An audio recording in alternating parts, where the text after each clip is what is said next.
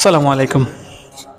অনেকে আমাকে ফোন দিয়েছিলেন বিমানের টিকেটের জন্য। অনেকে ফোন দিয়ে যাচ্ছেন, অনেকে ২২ টা, অনেকে ২৫ টা, আবার অনেকে ২ টা, অনেকে ৩ টা। হ্যাঁ, অনেকে বিমান টিকেটের জন্য ফোন দিচ্ছেন। আমি তাদের বলব, আপনি ফোন দিবেন, হ্যাঁ? আপনি ফোন দিবেন, কখন ফোন দিবেন? ধরেন আমি আজকালকের মধ্যেই বিমানের টিকিটটা বুকিং করে ফেলবো। ওকে? আজকালকের মধ্যেই বিমানের টিকিটটা বুকিং করে ফেলবো বা সপ্তাহের ভিতরে বুকিং করে ফেলবো এবং আমি যাব ১ মাস পরে, ৩ মাস পরে বা ২ মাস পরে, যখন যাই না কেন আমি এখনই বুকিং করে ফেলবো। কারণ আগে বুকিং করলে একটু কম প্রাইস পাওয়া যায়, সেটা অনেকেই জানেন।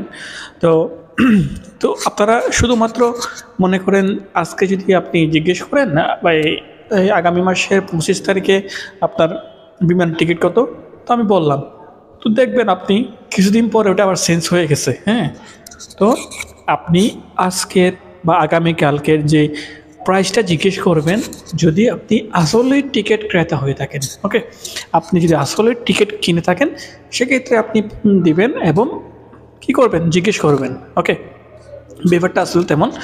আ আপনি আমার কাছ থেকে কিনবেন এটা কিন্তু না। আপনি যে কারো কাছ থেকে কিনতে পারেন, সমস্যা নাই।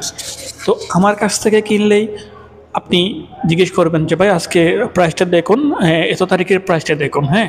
আপনি যদি আ টিকিট বুকিংই করবেন যে আপনার আরও ১ মাস ২ মাস পরে, আপনি যদি এখন জিজ্ঞেস করেন আ আপ টিকিটের প্রাইসটা কেমন একটু দেখেন তো এত তারিখের, তখন কিন্তু এটা দেখা না দেখা সমান। কারণ প্রাইসটা চেঞ্জ হয়। আপনি ধরুন আগামী মাসের ২৫-২৬ তারিখের দিকে যাবেন, আজকে বুকিং করবেন। সেক্ষেত্রে আপনি ফোন দিবেন। ফোন দেওয়ার পরে আপনি জিজ্ঞেস করবেন যে, "এত তারিখের রেটটা কত?" আমি আপনার রেটটা বলে দিব। আপনি সাথে, সাথে বুকিং করে দিবেন। ওকে?